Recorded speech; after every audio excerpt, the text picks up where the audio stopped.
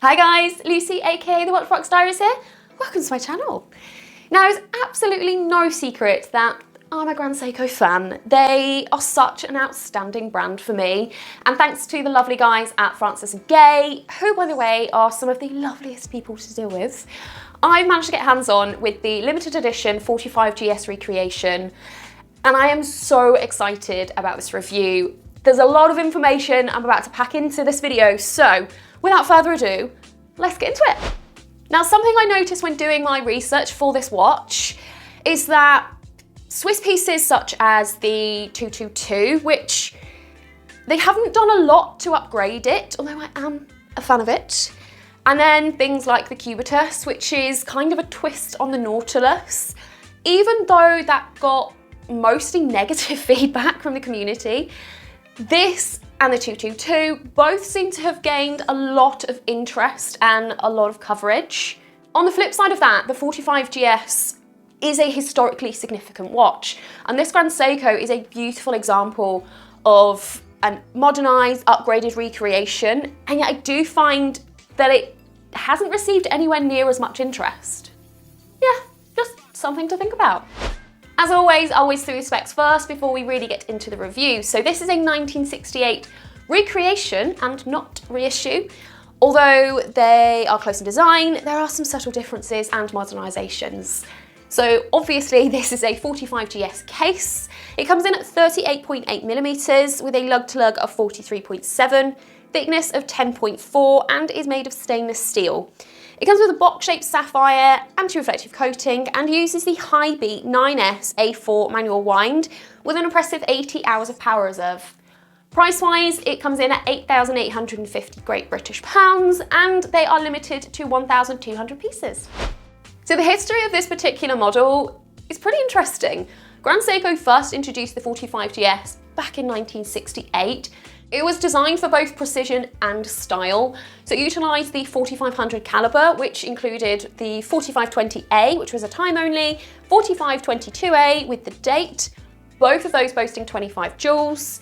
And for those seeking top tier accuracy, they introduced the 4580A VFA, very fine adjustment, which was one of the most accurate mechanical movements of its time. Design-wise, the 45GS carried the grammar of design principles, famously introduced by the legendary Taro Tanaka. The original was available in stainless steel and gold cap cases, depending on the style that you wanted. Unfortunately, like a lot of watches, the quartz crisis eventually overshadowed these mechanical marvels and production ceased in 1973. Ironically, Seiko didn't really help themselves with that one. Okay, let's talk about the main event. That is the 9S A4 movement. That is as gorgeous to look at as it is technically impressive. So this is a high beat caliber running at 36,000 vibrations per hour, an absolute precision powerhouse. This has a mean accuracy of +8, -1 second per day. This is much slimmer than its predecessor, the 9S A5, but it still offers the 80-hour power reserve thanks to the dual impulse escapement. The Caseback also displays a coated or lightly etched lion emblem, something in keeping with the original and many other Grand Seikos through the years, but it has been adapted to be transparent, so there's only a slight obscuring of the movement with the branding. Winding it delivers a soft bird-like click.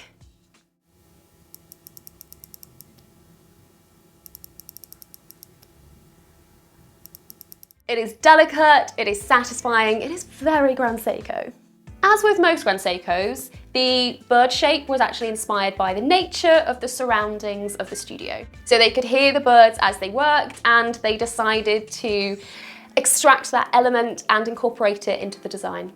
I think the 9S A4 isn't just a mechanical marvel, it is a work of art. This is what happens when precision engineering meets the soul of Japanese craftsmanship. So how does the recreation compare to the original? Well, there are so many similarities within this piece. It truly does feel like a recreation, but with modernisation. One of the main similarities is their design philosophy. So both of them utilise the Taro Tanaka's grammar of design principle. It is a design language that is used throughout the Grand Seiko collection, throughout the years, and it is such a classic style. So like the original, the recreation is also a hand-wound piece, staying true to that spirit of traditional watchmaking and providing that connection that you get from physically winding your watch. The case shape is pretty much the same, so the overall angular case design and those short lugs do remain faithful to the original. Movement-wise, both utilised a high beat movement, keeping it technically impressive for the time. Although there are some slight differences, the overall minimalist design of the dial is the same. So the recreation retains that clean, timeless dial aesthetic with the fine indices and the hands being very much in keeping with the original. When you glance at these watches side by side, they do look very similar, but as I mentioned earlier, there are a few differences and modernizations in there as well. I guess the most obvious one would be the movement. So the original utilizes that 4400 high beat manual wind, whereas the recreation has been updated to include that 9S A4 with more advanced movement technologies. So possibly not immediately obvious, the case sizes are actually different. So the original came in at 36mm, whereas the recreation has been slightly increased to almost 40mm, just to suit more modern tastes. Grand Seiko have also updated the crystal. So the original utilised an acrylic crystal, whereas the new recreation utilises a sapphire crystal, so a lot more scratch resistance. When you get up close and personal, you will also notice that the hands are different between the two. So while they both boast those sharp edges, the original actually comes with a black line down the centre, whereas the new updated version is a flat surface on top, so it's a lot more reflective. So with that updated movement comes an updated power reserve. So the original 4500 movement comes with around about 48 hours of power reserve, which was still very much impressive for the time. The newer option, it comes with an very impressive 80 hours of power reserve due to the more efficient gear train and mainspring.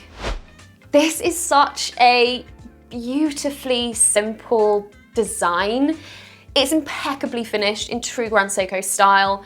The Zaratsu polishing, the hands, the indices, each element is so well crafted.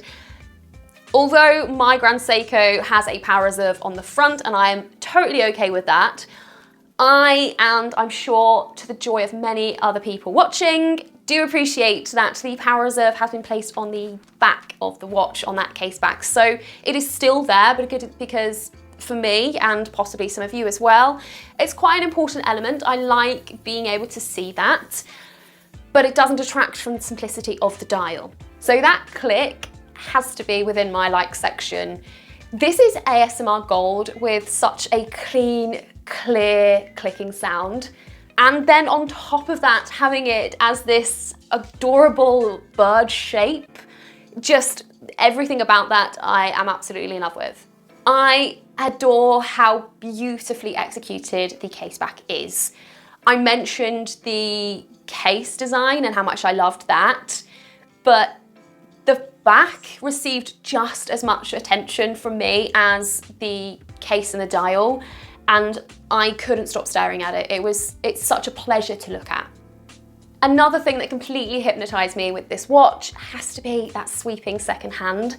Thanks to that high beat movement, the second hand moves so smoothly. I could honestly watch it all day.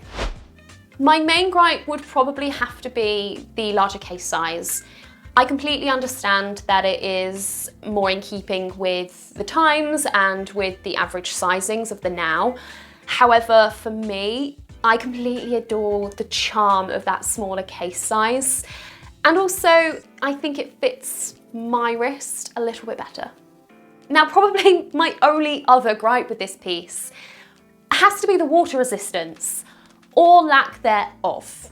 So the majority of dress watches have at least 30 meters of water resistance. This is splash proof. What does that even mean? How big a splash are we talking about here? Now, I'm sure it'll be fine underneath a coat if it ever rains. However, personally, I probably wouldn't let it get any closer to water.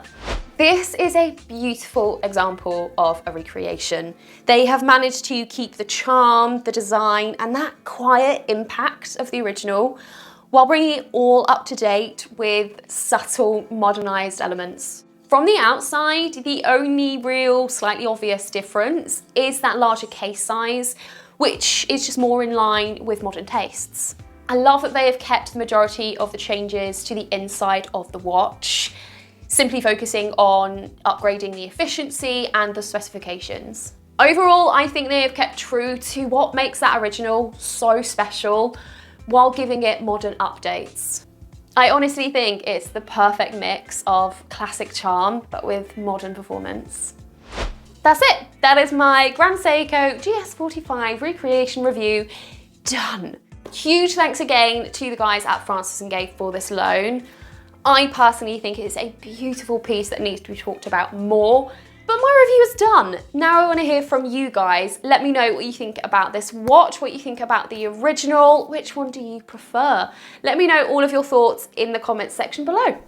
As always, if you have enjoyed my content and do want to support me and my channel, you've got to do the YouTubey things. Make sure you have given it a like, you have commented, and you are subscribed to the channel.